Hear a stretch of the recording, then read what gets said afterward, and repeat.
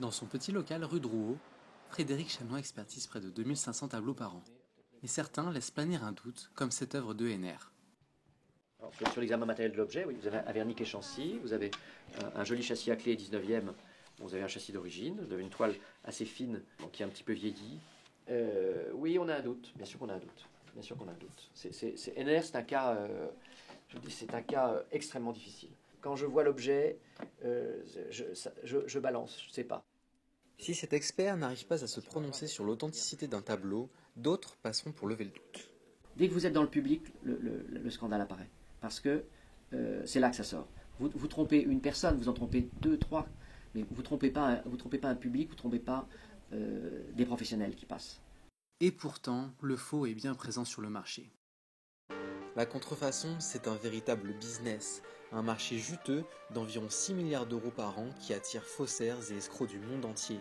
Certains n'hésitent pas à imiter les plus grands, parfois même avec talent. En véritable trafic organisé, des milliers de toiles arrivent de l'autre bout du monde pour concurrencer nos artistes locaux. Enquête sur l'art du faux. À Paris, le musée de la contrefaçon collectionne le faux sous toutes ses formes. Christian Peugeot, le directeur, vient d'acquérir ce bronze de Rodin tout juste saisi par les douanes, avec son moule. Alors là, on a un produit qui est particulièrement intéressant.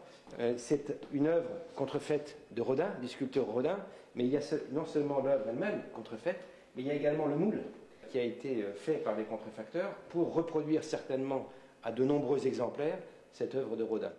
Un nombre illimité d'œuvres soi-disant de maîtres qui se retrouvent sur le marché. La contrefaçon est un phénomène mondial qui représente entre 5 et 10% du commerce international. Donc vous voyez, ce sont des flux extrêmement importants, ce sont des trafics organisés, je dirais presque de même ampleur que le trafic de drogue. Les conséquences de ce trafic ne sont que pécuniaires, mais elles peuvent être lourdes. Il a su tromper les experts du monde entier. Pendant des années, Wolfgang Beltraki a vendu ses fausses toiles de maître plusieurs millions d'euros. Beltraki, ce n'est pas qu'un simple faussaire, c'est un peintre de génie. Max Ernst, Dufy, Derain ne se contente pas de copier ses artistes, il produit des œuvres disparues. Mais l'aventure se termine il y a 2 ans lors de son procès, où en tout 14 fausses toiles ont été saisies et le prince des faussaires est condamné à 6 ans de prison. Malgré ce procès, des dizaines d'autres faux tableaux seraient encore sur le marché.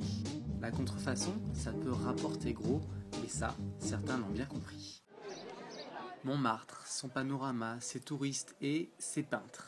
Ici, l'esprit des grands maîtres de la peinture flotte encore sur la butte.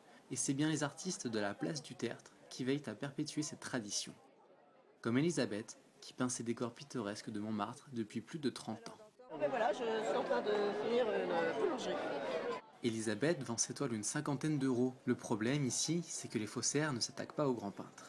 Ce qui dérange, c'est des gens qui vendent des imprimés, des espèces d'horribles tableaux faits en Asie, qui arrivent par container et qui les exposent le soir ici. Ils cassent les prix, ils sont très agressifs avec nos visiteurs. Ça, c'est vraiment une très très mauvaise presse. Aujourd'hui, Elisabeth se sent menacée par les galeries à touristes qui ont envahi le quartier. Avec notre caméra, nous sommes entrés dans l'une de ces galeries. Ça, c'est peint déjà. On peint jamais sur la tranche.